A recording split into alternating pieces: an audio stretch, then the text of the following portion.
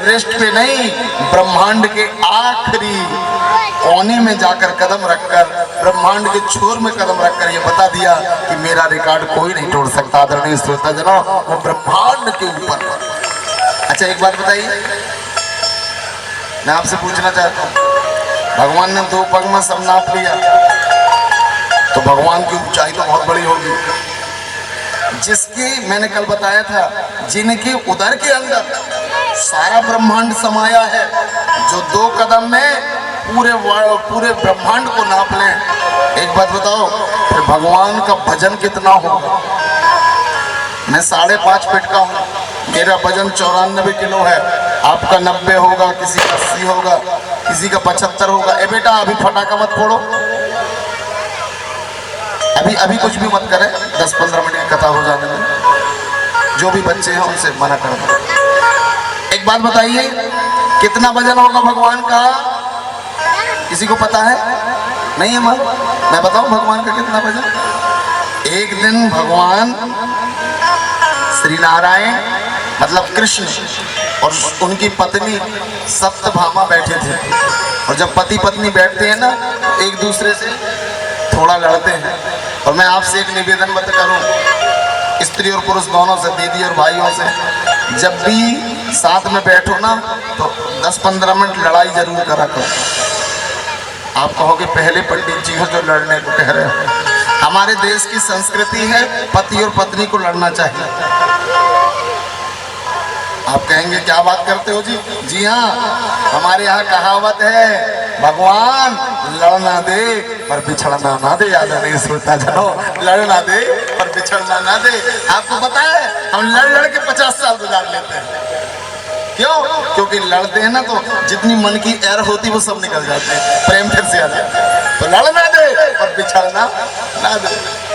आदरणीय श्रोता जनों, तो दोनों लड़ रहे थे, और जब भी पति पत्नी बैठते ना तो खिंचाई होती, मेरे मायके में ये अच्छा है, तुम्हारे यहाँ ये नहीं है, मेरे मायके में अच्छा है। तो सत्यभामा और कृष्ण दोनों लड़ रहे थे। तो सत्यभामा ने कहा, सुनो कन्हैया, मैंने मायके से इस मन तक मणि लाई है जो हर दिन 1 मन सोना देती है।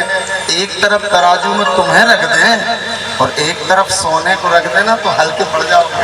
कन्हैया ने कहा, नाप लो तो तौल लो, देखा ही ले तुम्हारे सोने। एक तरफ तराजू में कृष्ण को रखा गया और एक तरफ सोने को, पूरे सोने को रख दिए, लेकिन श्रीमान जी 10 के मस नहीं है। 16,107 रानियों ने अपने जेवर रख दिए। कन्हैया ने कहा और है? बोले अब भी जाते रुक्मणी जी, लक्ष्मी जी से लेके आते हैं। लक्ष्मी जी आप कुछ ऐसा दो कि भगवान हल्के हो जाए। रुक्मणी जी ने कहा, मेरे जैसे 1000 लक्ष्मी भी आ जाए ना तो भगवान को हल्के नहीं कर सकते। तो क्या दुनिया में कोई के सामने हल्के नहीं होंगे? बोले होंगे ना।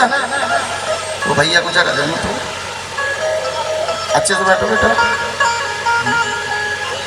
यहाँ ध्यान दो। पूरी दुनिया में किसी के सामने हल्के नहीं होंगे? बोले नहीं। तो रुक्मणी जी से कहा कि क्या भगवान से हम हार जाएंगे? बोले नहीं हारोगे। तो रुक्मणी जी ने कहा, चिंता मत करो, सामने एक तुलसी का वृक्ष लगा था। रुक्मणी जी ने एक पत्ता तोड़ा और कहा, सुनो ये सोने के पास चुपचाप से रख देना।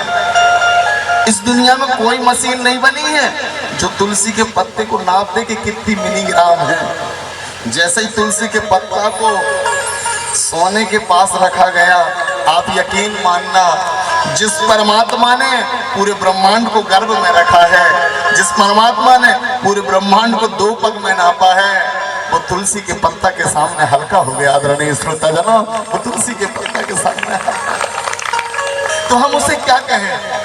अगर वो बड़ा बनने लगता है तो 2 पग में ब्रह्मांड नाप लेता है, अगर मुंह आकर देता है तो सारे ब्रह्मांड को गर्भ में मचा देता है, और जब छोटा बनने में आता है तो तुलसी के पत्ते को भी बड़ा बना देता है। आदरणीय श्रोता जनों, तुलसी के पत्ते उस विधाता को राजा बलि से कहा, सुनो तुमने 3 पग धरती के लिए कहा था, 2 ही हुई है।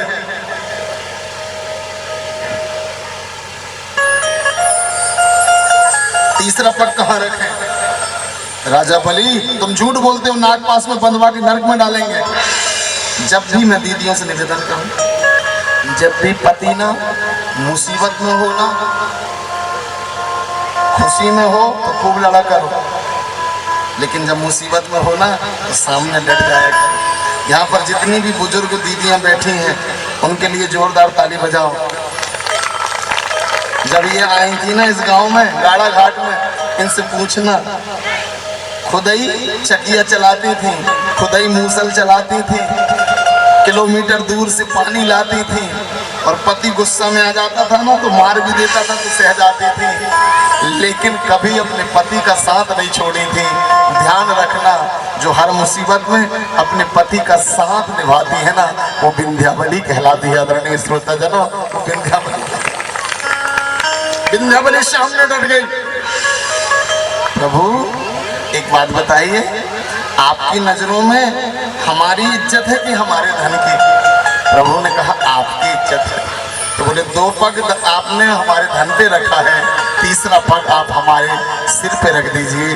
प्रभु ने तीसरा पग राजा बलि के सिर पे रख दिया, और जैसे ही राजा बलि के सिर पे रखा, प्रभु राजा बलि पे प्रसन्न हो गए और कहने लगे मांगो क्या चाहिए। राजा बलि ने कहा भिखारियों से क्या मांगे, अभी तो आपको दिया है। भगवान ने कहा हम अपनी खुशी से तुमको सुतल लोक में महल देते हैं। तो राजा बलि ने कहा अगर खुशी से तुम महल देते हो तो एक मेरी भी खुशी पूरी कर दो। क्या? जब भी उस महल से निकलूं तो तुम्हारे दर्शन हो, और जब भी मैं महल के अंदर आऊं तो तुम्हारे दर्शन हो। भगवान ने कहा तथास्तु, कथा पूरी हो गई। लेकिन एक बात बताओ, ऐसे बैठो सभी माता पिता ऐसे बोलो, राजा बलि कौन है? मैं हूं। कौन है? मैं हूं। बलि मतलब पिता है ना? एक बात बताओ, राजा बलि यज्ञ करता है, हम भी गृहस्थ यज्ञ करते हैं, और जैसे ही गृहस्थ यज्ञ करते हैं तो उसमें जो हमारी संतान होती है वो कौन है? वो वामन है। जब हमारा बेटा आया था तो कितना बड़ा आया था? इतना बड़ा आया था ना। तो राजा बलि कौन है? हम हैं, और हमारा बेटा वामन है।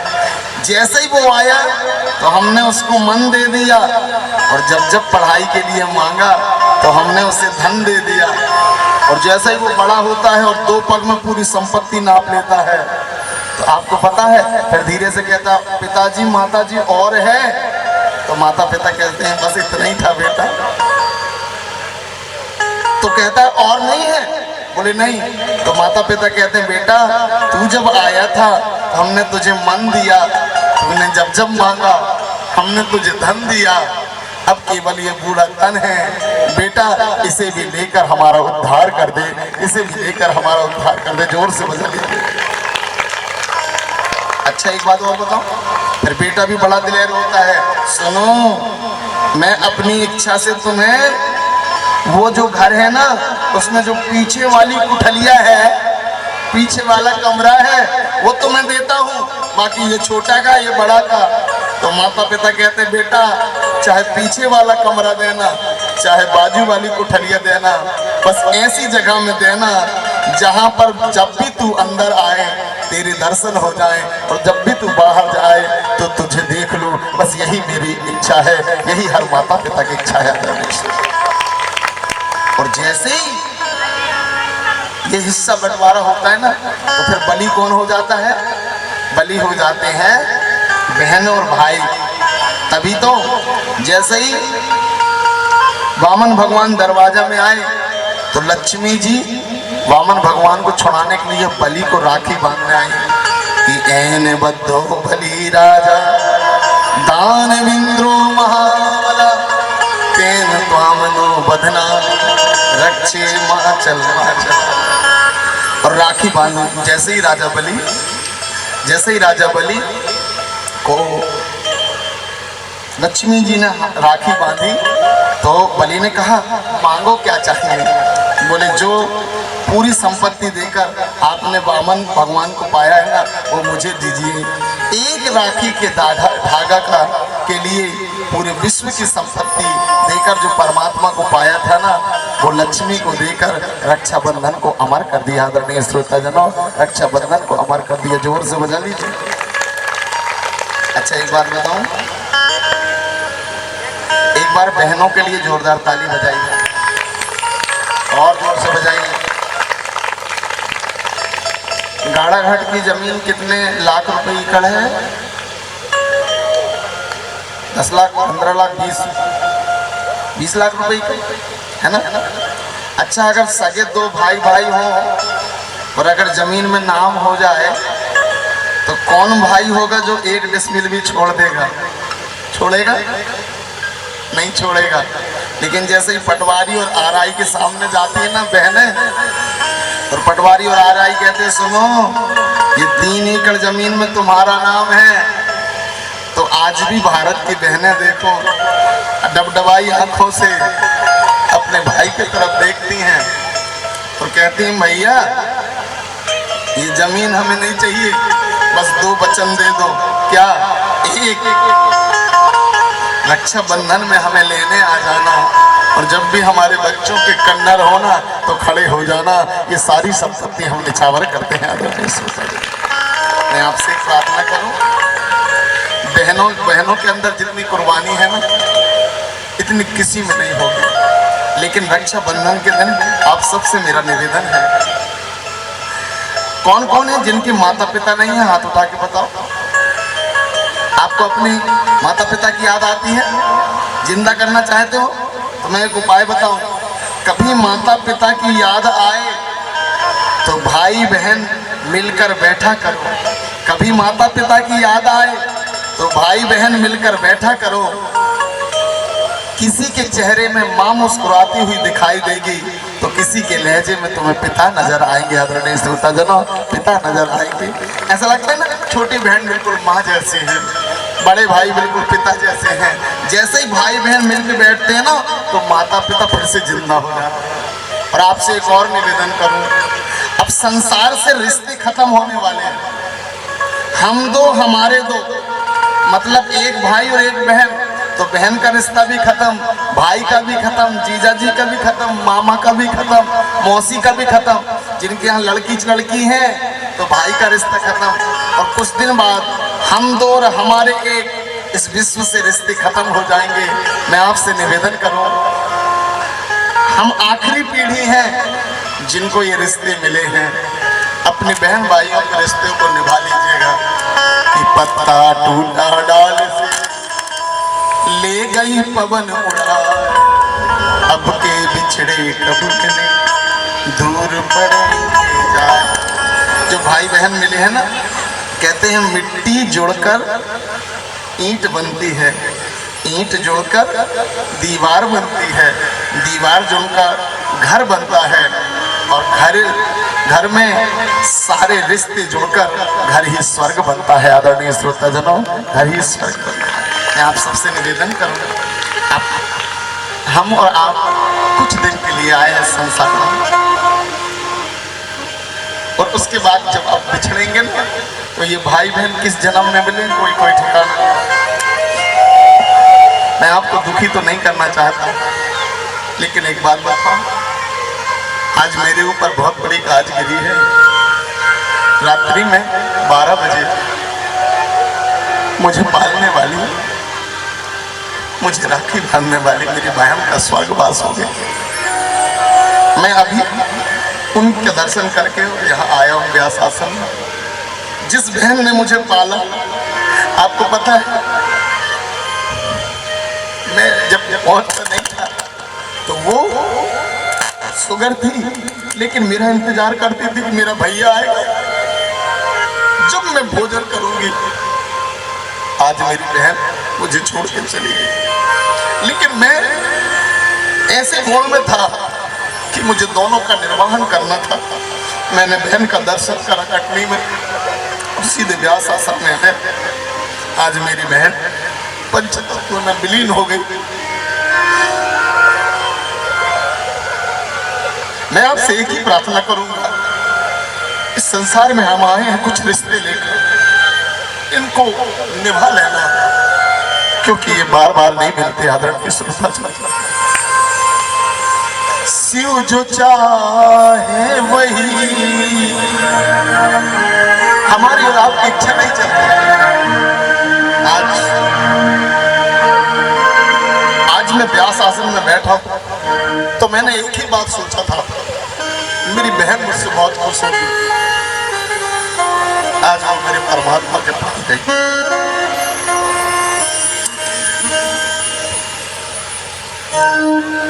कभी कभी जीवन में दो राह आते हैं, लेकिन हाँ ऐसे पल थोड़ा कमजोर तो करते हैं। आइए।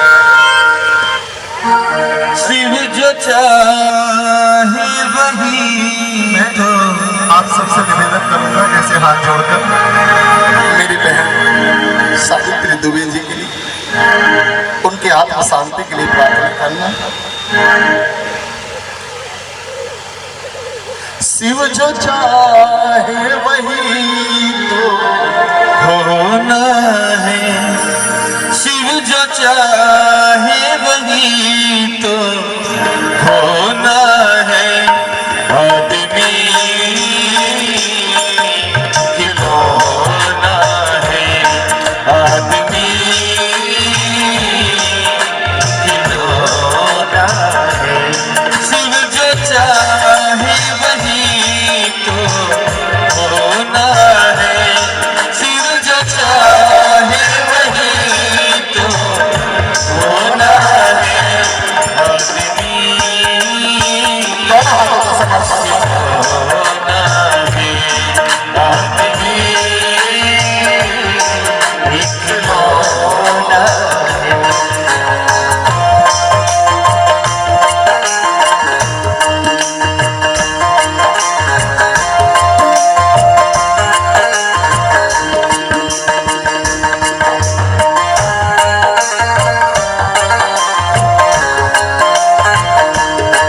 सभी अपने अपने रिश्तों को याद करेंगे, प्रणाम करेंगे। जीना है हंस के हमें जीवन के हर पल, जीना है हंस के हमें जीवन के हर पल। जीना है हंस के हमें जीवन के हर पल, जीना है हंस के हमें जीवन के हर पल। कोई ना जाने यहाँ क्या हो जाए कल, कोई ना जाने यहाँ क्या हो जाए कल। सब बात यहाँ सब सोना है, सब बात यहाँ सब होना है। आदमी खिलौना है, आदमी खिलौना है। मीठी मीठी तालियां दीजिए अपने परमात्मा को।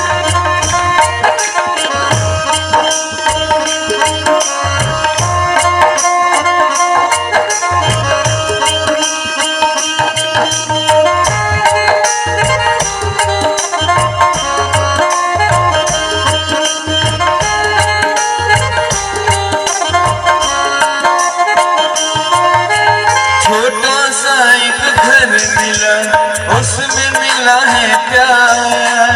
छोटा सा एक घर मिला, उसमें मिला है प्यार। मुझको मिला सौगात में खुशियों का संसार, मुझको मिला सौगात में खुशियों का संसार। हर ख्वाब यहाँ पर संजोना है, हर ख्वाब यहाँ पर संजोना है। आदमी खिलौना है, आदमी खिलौना है।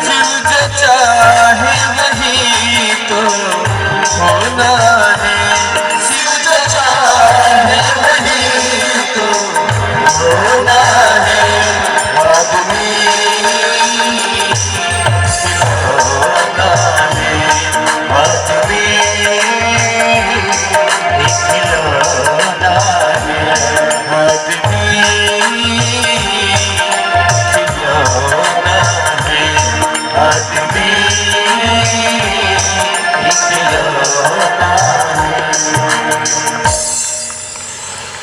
एक बात बताऊं, कहते हैं प्रभु ने जब से प्रेम बनाया है खुद पर नहीं आजमाया है, रिश्तों में आकर आजमाया है। हमारी तो औकात क्या है, प्रेम ने तो परमात्मा को भी रुलाया है, ईश्वर को भी रुलाया है। तो मैं आपको इतना गंभीर तो नहीं करना चाहता था, लेकिन देखिए दुर्भाग्य, मैं इस प्रसंग को हमेशा बताता था और आज मेरे जीवन में उस प्रसंग को मैं जिया और जी रहा हूँ। लेकिन जिंदगी में आए हैं, आगे और पीछे जाना है। सत्य जो है वो परमात्मा है, वो कर्तव्य हमारे लिए बहुत मायने रखता है। आइए सीधी कमर करके बैठे, 15 मिनट की कथा है आज, क्योंकि पूरा 15-17 घंटा मैं जगा हूँ, इसलिए पूरा मतलब पूरा जो माइंड है वो आप लोगों के वजह से और शर्मा परिवार की वजह से, क्योंकि ये आयोजन भी बार बार नहीं होते हैं और धर्म संकट जिसे कहना चाहिए मैंने जिया, और आप सबके आशीर्वाद से दोनों का निर्वहन हो रहा है कि खटवांगद, दोनों हाथ जोड़े, खटवांगद दीर्घ बाहु रघुस्तस्माद प्रथुस्रवा अजस्ततो महाराज अस्माद दशरथो भवत्। खटवांग के पुत्र दीर्घवायु हुए, दीर्घवायु पुत्र रघु हुए, रघु पुत्र अज हुए, अज पुत्र दशरथ हुए और दशरथ और कौशल्या का विवाह हुआ। मनु और शत्रुपा जी ने मांगा, मनु धन शत्रुपा बराबर मनुष्य, मनुष्य ने मांगा हमें सीताराम चाहिए।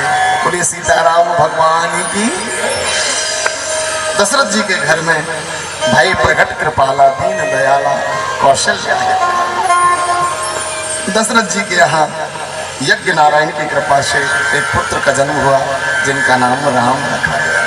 कि जोग लगन ग्रहवार सकल भय अनुकूल चरवर अजर हर्ष जुत राम जनम सुख। और जैसे ही जन्म हुआ तो चारों तरफ बहुत अच्छा आनंद आने लगा।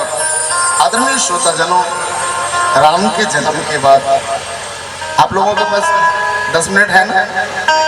जल्दी तो नहीं है? अभी 6:20 हुए हैं, 6:40 तक तो चलेगा ना? ऐसे बैठिए। राम जी का जन्म हुआ, कौशल्या जी ने राम जी को जन्म दिया, कैकेयी जी ने भरत जी को जन्म दिया, सुमित्रा जी ने शत्रुघ्न जी और लक्ष्मण को जन्म दिया। और धीरे धीरे वो बड़े हुए और विद्या अध्ययन करके आए। और जैसे ही आए आदरणीय श्रोताजनों, उसके बाद विश्वामित्र जी आए अपने यज्ञ की रक्षा करने के लिए। उन्हें ले गए, ताड़का ताड़का को मारा, मारी सुबाहु को भगाया। और जैसे ही आने लगे तो वहाँ गौतम जी की नारी अहिल्या पड़ी थी। राम ने पूछा ये नारी कौन है? बोले ये पतित हुई नारी है राम की। रघुपति राघव राजा पतित के पावन सीता। राम आप इन्हें शुद्ध करो।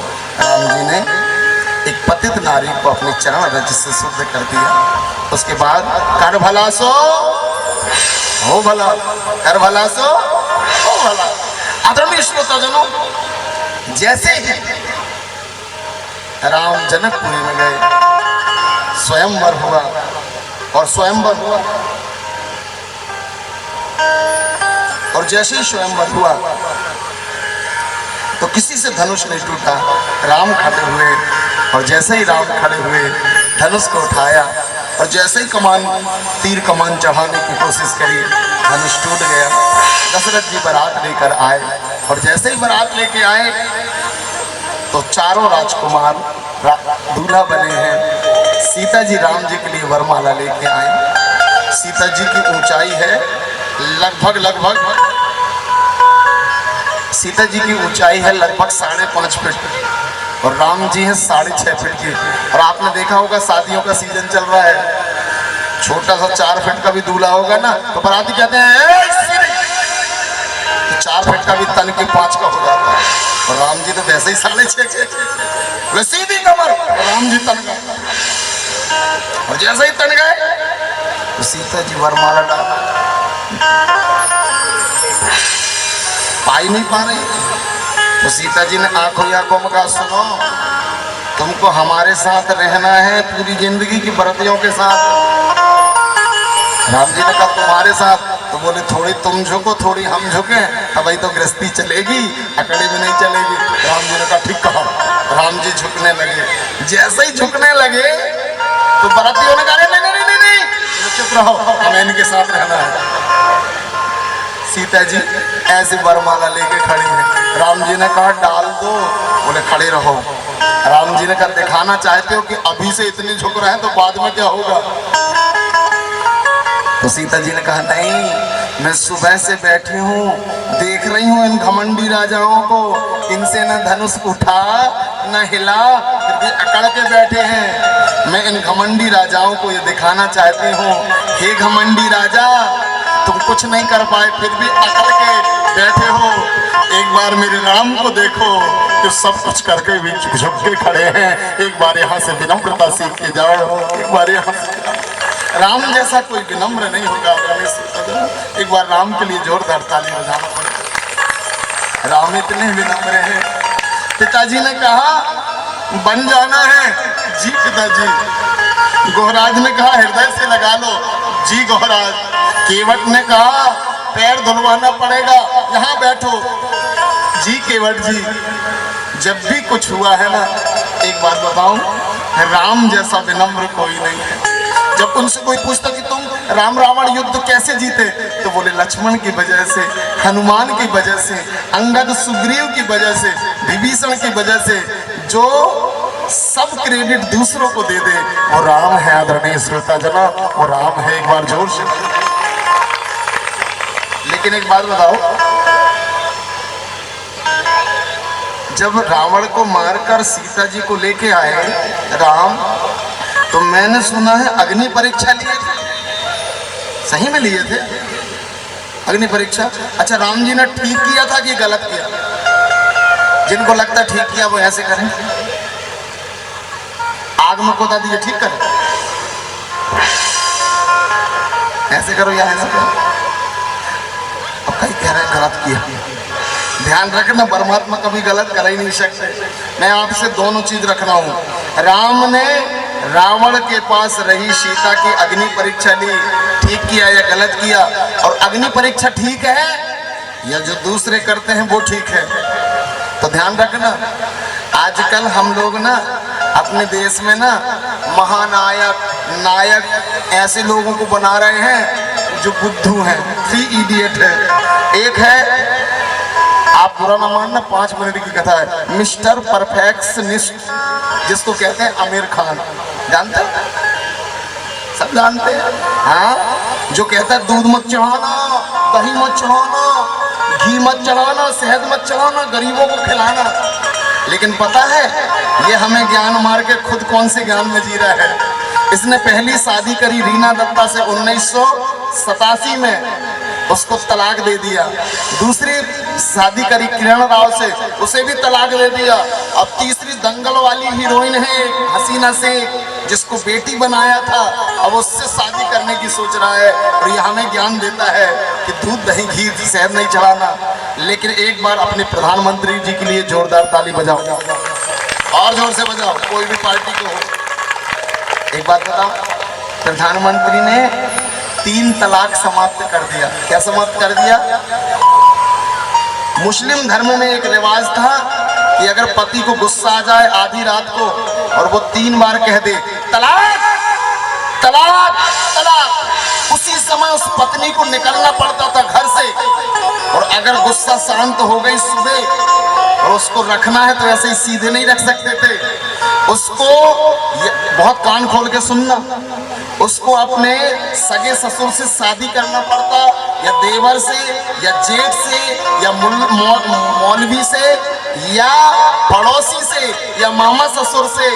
और एक रात के लिए शारीरिक संबंध बनाना पड़ता और फिर उसको तलाक तलाक तलाक कहते और फिर जाके अपने पहले वाले पति के साथ रह सकते थे। ये था हलाला। तो ध्यान रखना, ये हलाला ठीक है या अग्नि परीक्षा ठीक है, आप निर्णय करिए। आदरणीय श्रोताजनों, आप निर्णय करिए, जोर से बजा लीजिए। तो भारत में अग्नि परीक्षा, जिससे पत्नी निकल के बताए कि मैं सीता हूँ, ये हलाला जैसा दुष्कर्म करवा के और नरक में जाने वाला। तो जो राम मंदिर बन रहा है, ध्यान रखना, जिन्होंने ताजमहल बनवाए थे, 22,000 लोगों के हाथ कटवाए थे, लेकिन राम मंदिर बन रहा है, 125 करोड़ लोगों का हाथ जोड़ा जा रहा है। आदरणीय श्रोताजनों, 125 करोड़ लोगों का हाथ। और जिनको हम नायक मान रहे हैं ना, एक तो ये हो गया 3 तलाक वाला आमिर खान, और दूसरा है वो तुम्हारा बॉडी बिल्डर, सब नाम जानते हैं, सलमान खान।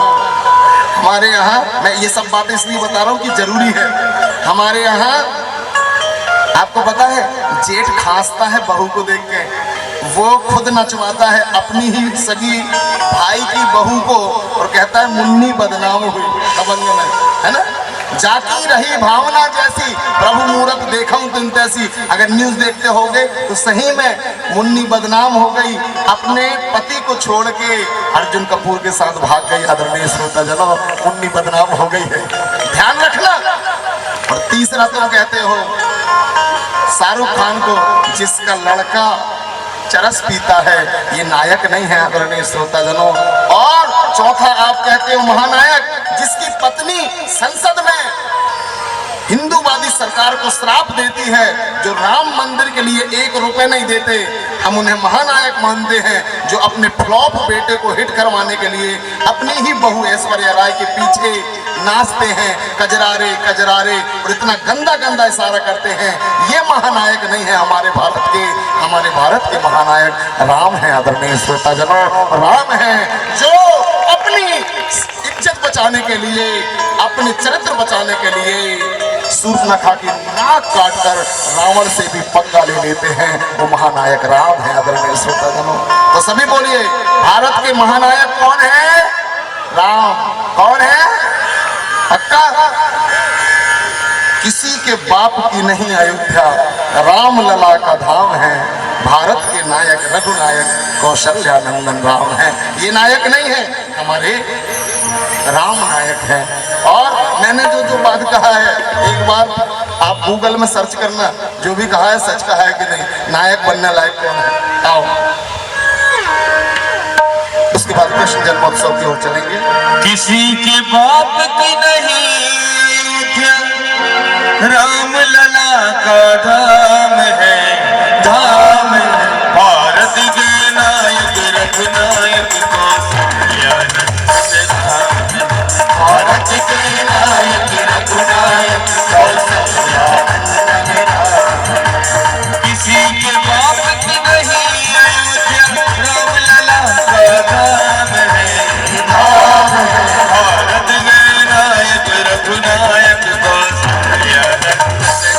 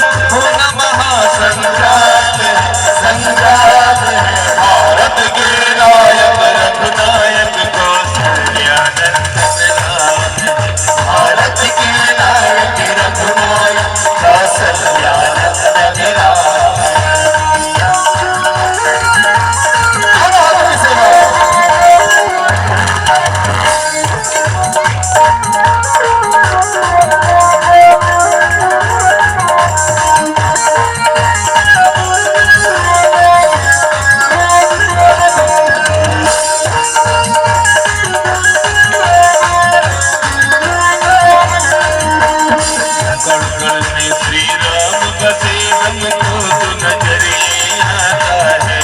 कण कण में श्री राम बसे हमको तो नजरे आता है। जिनको नजर नहीं आता क्या बाप का मेरे जाता है। जिनको नजर नहीं आता क्या बात के मेरे जाता है। धरती हो या हो अंबर बस गूंज रहा यही नाम है, यही नाम है भारत के नायक रघुनायक कौशल्यानंदन राम है।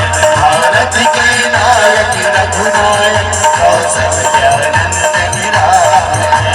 किसी के बाप की नहीं अयोध्या राम लला का धाम है। भारत के नायक रघुनायक कौशल्यानंदन राम है। भारत के नायक रघुनायक कौशल्यानंदन राम है।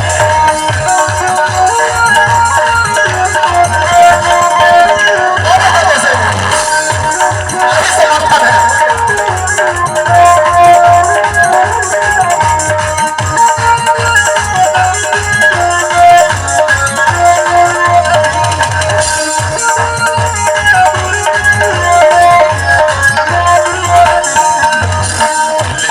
सारे भक्त कहे श्री राम की कृपा बरसती है।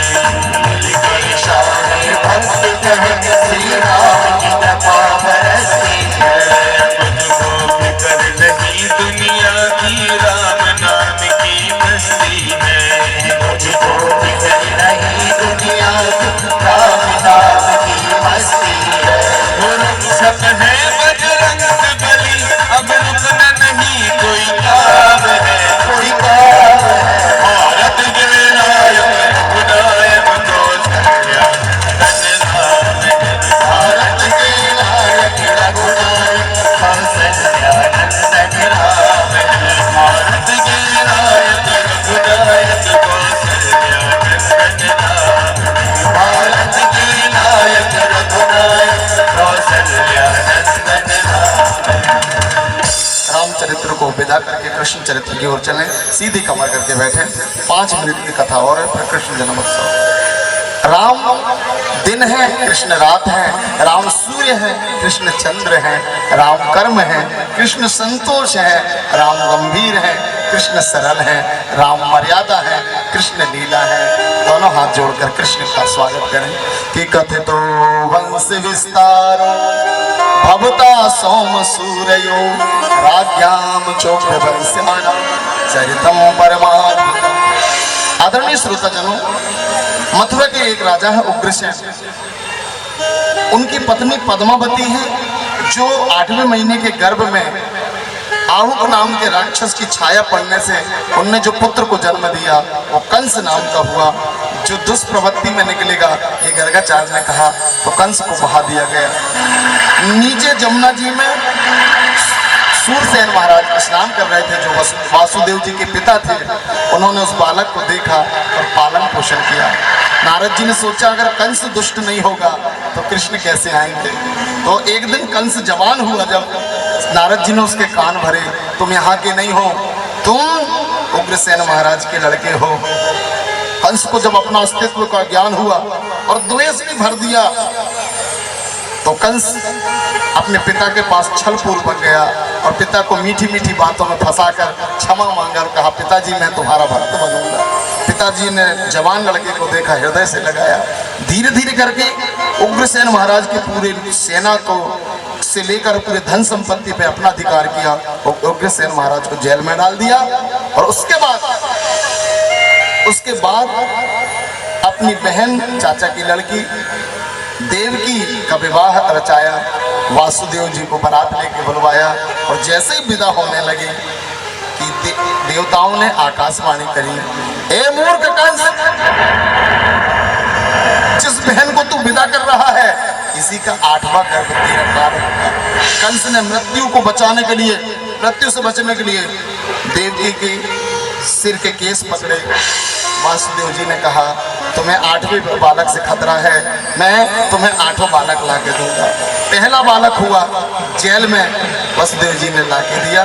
जैसे ही दिए कंस ने वापस कर दिया कि नहीं, रुक जाओ बेटा, बाजा वाले भैया रुक जाओ 5 मिनट। कंस ने जैसे ही वापस किया, नारद जी आए एक फूल लेके। कंस ऐसा नहीं करते, याद है, ध्यान दो।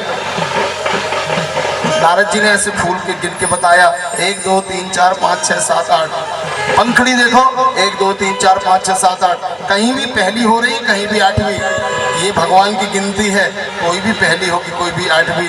कंस ने कहा तो क्या करें, मार दें? बोले मैं नहीं कहता, तुम्हें जो करना है। कंस ने पकड़ा और पटक के मार दिया। नारद जी ने ठीक करवाया या गलत करवाया?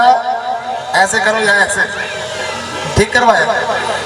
एक सज्जन को दुष्ट बना दिया।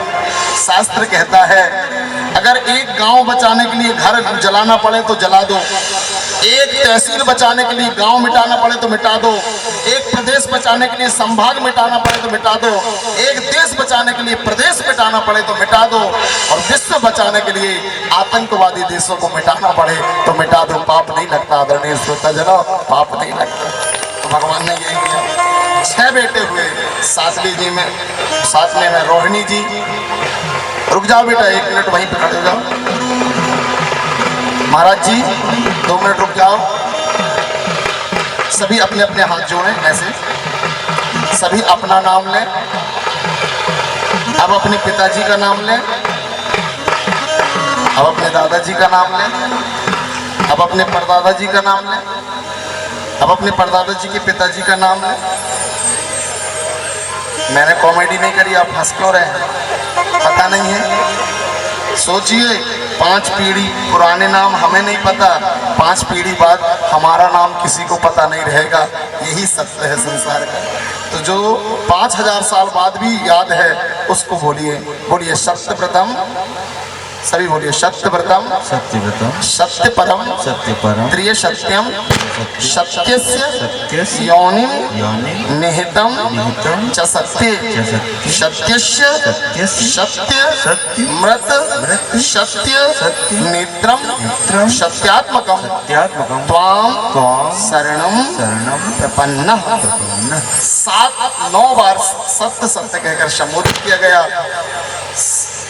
7वां गर्भ रोहिणी जी के कोप में स्थापित किया गया माया के द्वारा, और 8वीं में परमात्मा आए। पल भर में जेल से बाहर गए और नंद भवन में जाकर वसुदेव जी ने उन्हें छोड़ा और माया को लेके आए और खुद हथकड़ी में बंध गए। और नंद भवन में, गोकुल में, सारे गांव में एक स्वप्न आया कि कृष्ण हुआ है नंद बाबा के यहाँ। सपने में सखी ले आइए, देखो नंद गोपाल, सपने में सखी, और सपने में सखी, सपने में सपने में सावरी सुरतिया मगम बांसुरिया, सावरी सुरतिया मगम बांसुरिया, लग घुघराया सपने में सखी, सपने में सखी,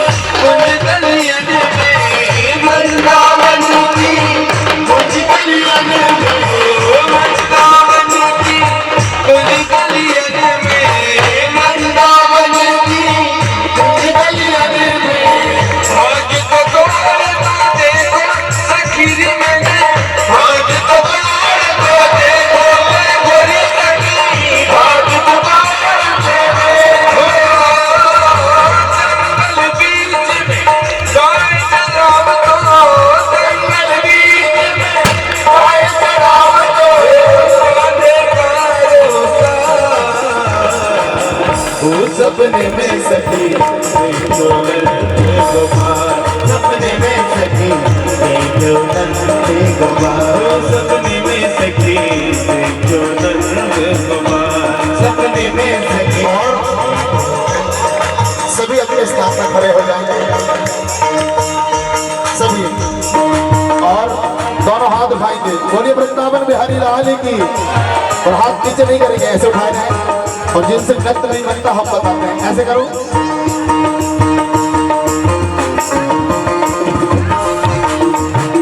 यही सच्चा दरबार है।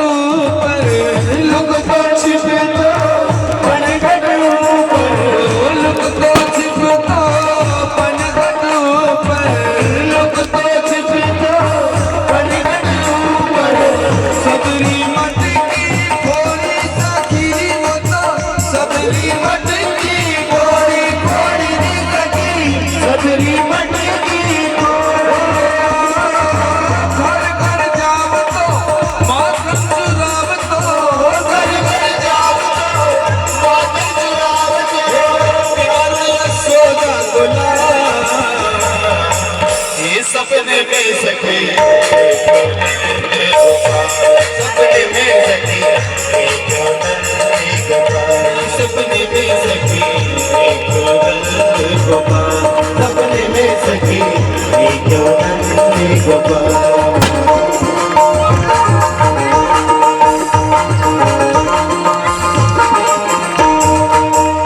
आरती प्रज्वलित करें, और जिनको नृत्य करना है वो आरती की बात करेंगे छोटे छोटे मीठे मीठे भजनों में। आइए आरती कर लें, जिनको घर जाना होगा वो घर जा पाएंगे। ओम चंद्रमा मनसो जागत जो सूर्यो अजायता श्रोत्राद्वायुष्य प्राणस्य मुखादग्नि